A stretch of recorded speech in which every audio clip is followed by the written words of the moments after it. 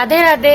এই যে আমাদের বাড়ির গপু, আজ তো রাধাষ্টমী, তাই সকাল থেকে আমাদের বাড়ি তোড়জোড় চলছে। সব পুজোর সব জিনিস গুছিয়ে আনা হয়েছে। আর এখন আমার বোন গপুকে তুললো, তারপরে হচ্ছে আমার মামি হচ্ছে সব রান্নাবান্না করবে, সব কিছু গোছাচ্ছে। তো রাধাষ্টমীর জন্য কি কি রান্না করা হয়, কি কি ভগবানকে ভোগ লাগানো হয়, ভিডিওটি লাস্ট অবধি দেখতে থাকো। ধন্যবাদ।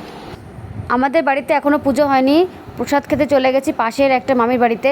আমি জামা করে কাচ্ছিলাম, তো ডাক দিল যে প্রসাদ খেয়ে যা, চলে গেছি প্রসাদ খেতে। এখানে দেখো মামি পুজো করেছে, লুচি, পায়েস, খিচুড়ি, ফল আর তালের বড়া। আর মামিদের হচ্ছে রাধা কৃষ্ণ একসঙ্গে। আর এই যে সব মামি দিদা সব গল্প করছে। আজ তো রাধাষ্টমী, বাড়িতে বাড়িতে গিয়ে প্রসাদ খেতে খুব ভালোই লাগে। তো আমি চলে যাচ্ছি আর একটা পাশের বাড়িতে প্রসাদ আনতে।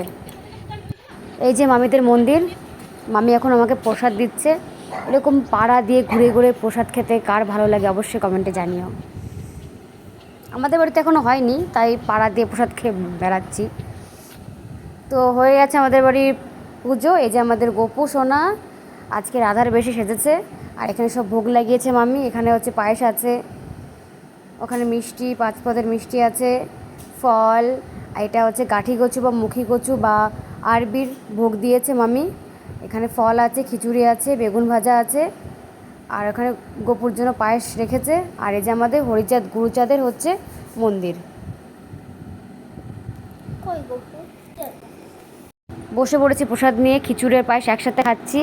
এরকমটা কে কে করে অবশ্যই কমেন্টে জানি। আমার তো খুব ভালোই লাগে। এখানে আমার বড় বোন আছে, ছোটো বোন আছে, ওরা খাবার খাচ্ছে, মানে প্রসাদ খাচ্ছে। আর বলছে সবাই চলে আসো আমাদের বাড়িতে প্রসাদ খেতে। ভিডিওটি কেমন লাগলো অবশ্যই কমেন্টে জানিও। টাটা।